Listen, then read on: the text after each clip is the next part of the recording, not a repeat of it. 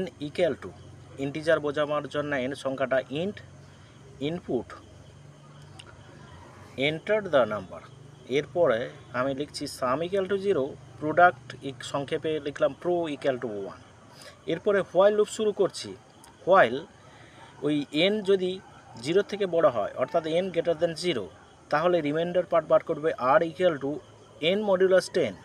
এরপরে if r modulus 2 not equal to 0, অর্থাৎ এটা যদি আরটা রিমাইন্ডার পার্টটা যদি অড নাম্বার হয় তাহলে sum equal to sum plus r, প্রোডাক্টকে pro equal to pro star আর।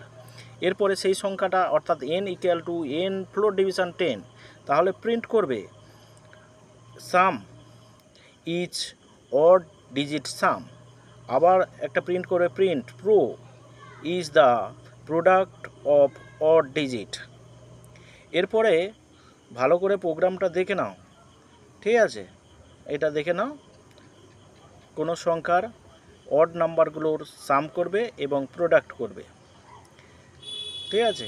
এবারে আমি রানের দিকে যাই, রান করছি, দেখো রান ক্লিক করি,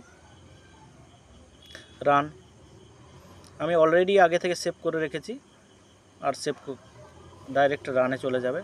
রান করছি, এখানে একটা এন্টার দ্য নাম্বার, এখানে 1 2 3 4 5 6, তাহলে এখানে 1 3 5 এটা হচ্ছে অড নাম্বার, তাহলে সাম করলে 9 আর প্রোডাক্ট করলে 15, মানে 5 3 15 ইন্টু 1 মানে 15।